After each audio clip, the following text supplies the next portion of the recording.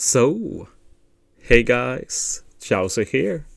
So I'm recording this after the Blitz is done because I thought I'd talk about what I thought about the Blitz, my own performance, why I didn't go as hard as I said I would, basically what actually happened. So the Blitz was actually interesting. I only looked at it from a full batch perspective. For once I didn't do other teams, which was pretty refreshing, but in retrospect, if I could go back in time and decide again, I'd probably just gone for top 100 normally, but also make some other teams, so take a bit more chill approach. But I wanted to try and rank hard, so I had no choice basically but going full throttle from the beginning.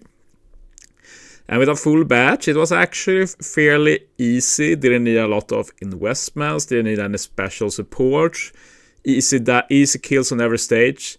So overall, that's a great thing. But personally, from a ranking perspective, it was awful, since it means that even if I had great luck with rainbowing everything, those extra stats and for example, Super 10 level 5, none of that ended up mattering at all. So, of course, the negative was no benefit for me. But the positive side was that it was an even playing field. It was all about skill and RNG drops, of course. And yeah, it started well. All the time I was grinding, I was comfortably top 10 on the global server. I was never really close to top 3, which was my main goal on global. And worldwide, I was top 10 for the first 20 hours or so, which was very nice. And another thing was that when I got into the night of my farm, when I was coming up to 18-19 hours of farming, I got tired, but not the same tiredness I've got before when just trying to push through the night and maybe do an all-nighter. I hadn't decided yet. So I was like, damn, maybe I can't play for most of the Blitz. I know I'll sleep at some point, but yeah, I felt pretty positive, comfortably top 10 on global server. I was even top 10 worldwide. But then when I went close to 1 day straight of playing, it was almost 23 hours gone. My motivation hit rock bottom.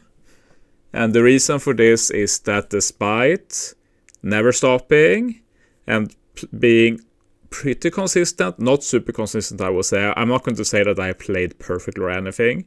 I was obviously outpaced by quite a few people, but they kept outpacing me, and the gap grew, both global and worldwide. And worldwide, I was even dropping on the worldwide ranking. So basically, I faced the reality that after almost 1 day of straight of playing, and this will definitely be my peak days, I will not get better exactly with fatigue. I still couldn't be top 10 worldwide, and that killed all my motivation. And I talked about this a bit on stream, that farming events, especially Blitz, it's a battle between fatigue and motivation, and they kind of go hand in hand. So it didn't matter that I could beat fatigue this time. I couldn't beat motivation, and without motivation, it's hard to motivate yourself. So I decided to cut my losses. I stopped playing after almost 1 day straight of playing, and I didn't play for at least 24 hours. But on the final day, I did play to secure top 100, which was almost my minimum goal. Whatever happens, I'm going to get top 100. But it did feel surreal that final day that I was still comfortably top 100 despite not playing for a day. That's nothing it's something I've never experienced before, so it was pretty cool. But one thing people might ask is, why such high goals? You were doing well, and you cleared the fatigue hurdle, why not just keep going? Top 10 on the global server is great. You could maybe even get top 10, who knows? And Like, I respect that, but for me personally, I don't really like Blitz. So if I go hard, really hard, it has to be for something special. And it's not just about prestige. I've been thinking about this myself, but it's about how horrible the rewards are structured. I talked about this before, but my motivation is also very heavily tied to the rewards you can get.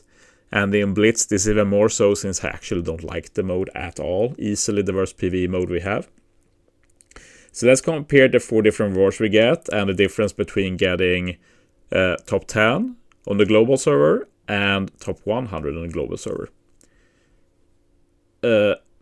Worldwide, here we have a real difference. If we get top 10, we get a Kaido event exclusive title. So this is only for the worldwide server. And this is what motivated me to try and get top 10 worldwide, because it means that I have like, on the Kaido versus Yamato Blitz, you finished 9th in the entire world. Good job, basically. And if you finished 11th to 1000, you get the same title. So it doesn't matter if you get 11th placed or 1000 placed, you get the same. So basically, this is just an incentive to get top 10. If you don't get top 10, this reward is meaningless. The World Alliance rankings are always garbage. Like, if you care about bounty, like getting high in Blitz is pretty good in general, since you probably get a high ranking in all 4, and 3 of those give a lot of bounty. But I honestly don't care about bounty. It doesn't matter. I'm pretty satisfied with my own bounty. I'd like to maybe move up a bit, but if I don't move up a bit, it doesn't really matter. Like, if I can get top 20 sometime, I'll be satisfied. Oops, capture card. Troubles, it happens. Then for the main one, which is the personal rankings on the global server. And I want you to see the difference here. If you get first, you get 5 gold keys, which you must understand is like the main thing I want. But second place gives 4. Third place gets 3 gold keys. That's still very, very good. This is why I was talking about aiming for top 3, because top 3 means more gold keys. But then you're thinking, like, what does top 10 get? Well, they get 2 gold keys and 2 alternating pens. And of course, gems and bounty. But as I said, I don't care about bounty. And as an occasional spender, like, a little bit extra rainbow gems doesn't matter either. But what do you get for top 100 then? Top 100 gives also 2 gold keys. So I hope this shows a bit my mindset, that for me, if I couldn't get top 3 on the global server or top 10 worldwide, top 100 was basically the second best thing. Top 10 didn't give nearly enough for me to basically ruin an entire weekend going hard. Top 50, a bit more, like I get it's quite a lot more bounty for top 50, but as I said, I'm not going to go hard for bounty only. It has to be other resources I care more about. So this is basically why it ended up as it did. And it will probably be the last time I plan from the start, at least, to go this hard. And I think it's unrealistic for me. The meta for ranking, especially in Blitz, has been pushed so far by so many that you basically have to go into it with the idea of not sleeping at all during the entirety of the event to even have a chance. So that's never going to happen to me. And sure, it's a shame that I'm never going to be able to win a Blitz, since I won everything else in the game personally. But it is what it is. I'm not going to cry about spilled milk or whatever you should say. It is what it is. I've accepted it. What I would like, though, is for them to make top 10 a bit more valid, basically. It's basically meaningless right now, at least from my standpoint.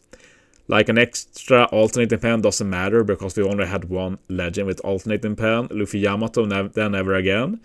And like, if you just have 5 alternate pen, you're basically good. That means that if you pull a dupe of a Super Sugo who gets an alternate effect, You can use it whenever you like want an extra one for treasure map or something like that if you want to go hard. Otherwise, it's just cosmetic. And if you know me, you know that I don't care at all about cosmetics.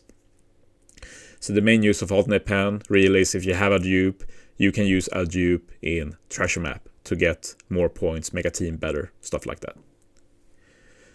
But yeah, that's my story. I want to congratulate Two Shanks for winning and just being amazing. As I've talked about it a lot in my streams I did, that I never had any doubt. Like, if he sets his mind to it, he's going to do it. He's probably the best overall player we have when it comes to rankings right now, so very much deserved.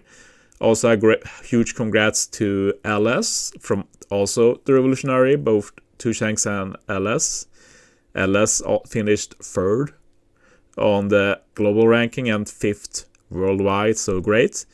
And we had some other good global contenders, but those were the highest found from the Revolutionary Army, which is the one I follow the most closely. But yeah, with that said, I'm going to take it easy in the events now until World Cruise if it happens. And of course, if World Cruise happens, I'll be doing my best in every event and see how it goes. But yeah, thanks for watching, guys. See you next time.